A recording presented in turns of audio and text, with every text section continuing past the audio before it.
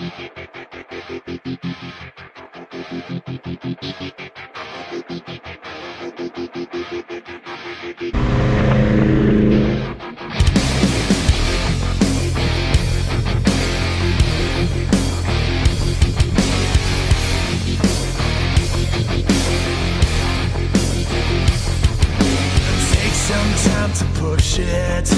takes some time for hate. Never take a second of bullshit. Make them come at you straight. Somebody will catch you running, coming from a vegetable fate. Everybody has a purpose, something that can deviate. Feed the adrenaline. Keep coming back again.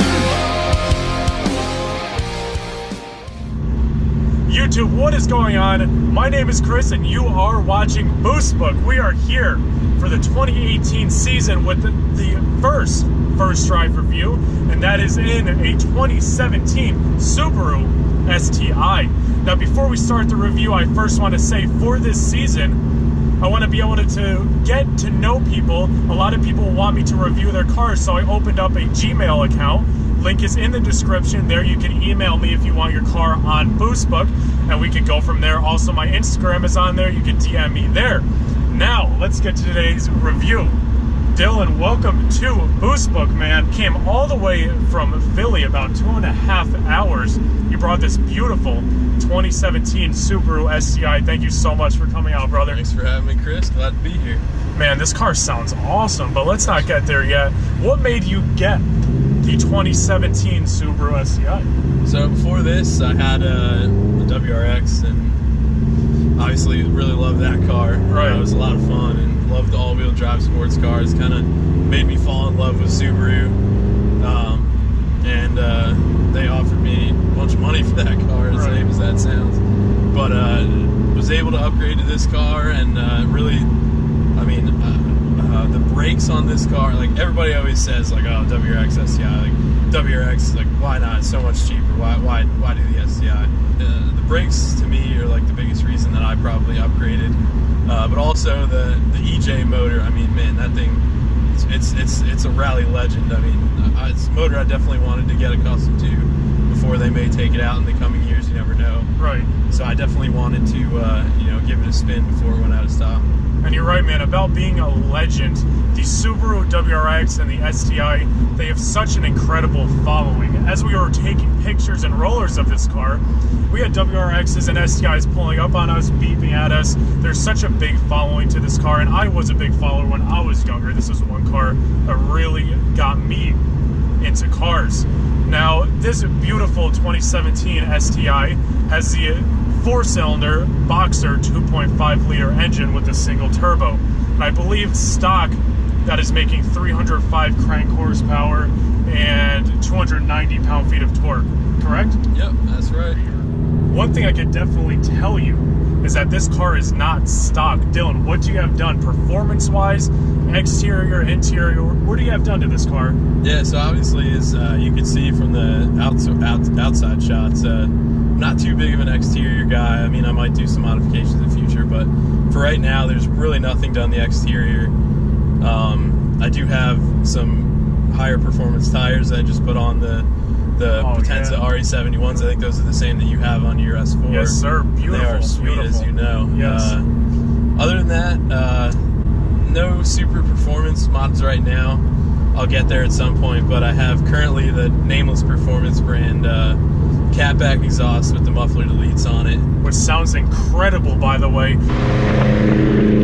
I mean, the 2.5 liter and the 2.0 liter, all the Boxer engines always have that awesome rumble to it, but this specifically just has a deep, very, like, you feel it in your chest type tone with a, perfect pitch. What else do you have done to it?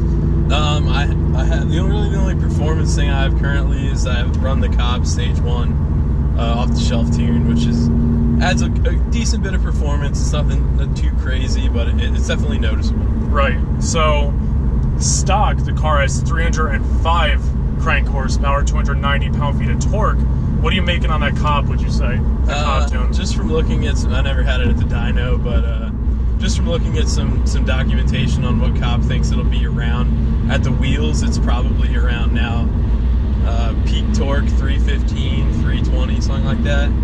And then power, it's probably somewhere 290 to 300 to the wheels. To the wheels. Right. So that's a pretty good hop up then, huh? Yeah, I'd say probably like 20-25%.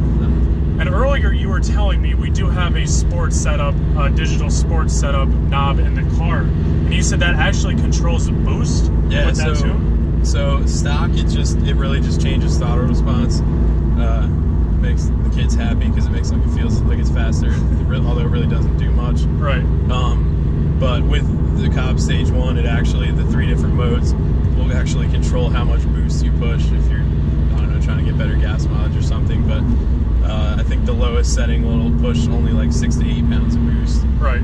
The middle setting will push up to 11, and then the final will hit the peak boost for the tune, which it's 17 currently. It's actually pretty cool then. That's cool that you can just control it with that little knob, put it in the sport mode, and hit your 17 pounds of boost. That's pretty sweet. So all this talk about performance with this car and the power it's making, the torque it's making at stage 1, what do you say we do a pull, man? Let's see what the STI is all about with the stage 1. I'm gonna go down to second gear. Let's do a second gear pull here.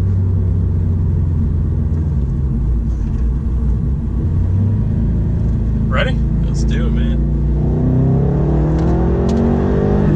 Wow. Pretty quick, man. Gotta love it. That's pretty quick. So I put my foot down. You start feeling the torque from the 4-cylinder start putting you back. Then it got up to like 4,500. Obviously, since we are putting a load on the engine, it's going to take a little bit no matter where the RPMs are on. The boost starts coming on, you just start sinking back in your seat. That is pretty sweet. Pretty quick car, I'd say, for sure. How did it feel as a passenger? Oh, it's fun. Pretty sick, Not right? every day you get to be a passenger in your own car. Your own car, that's what everyone says, man. So, all right, Dylan, so speaking about performance, how about we get into the handling side of things?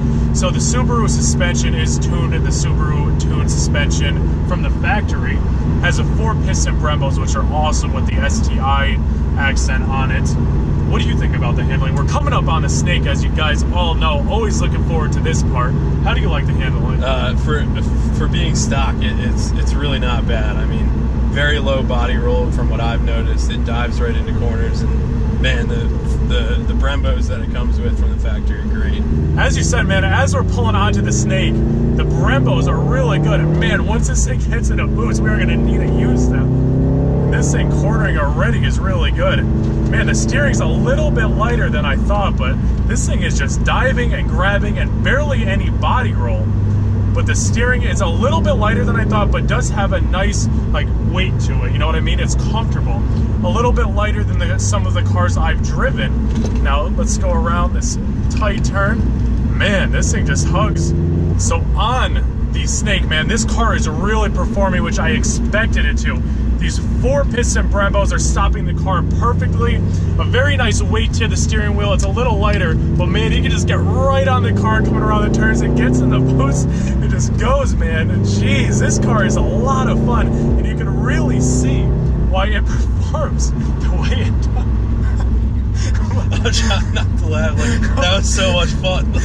I was trying not to, like, I was just like trying not to uncontrollably smile. That was the way you hit out of that corner. Like, the way you hit it out of that corner was just so much freaking fun. That is going in the video, man. That was awesome. Man, so forget about that blooper. We were just having so much fun coming out of that turn. The car got right into boost and just took off. The STI really performs around these corners, man.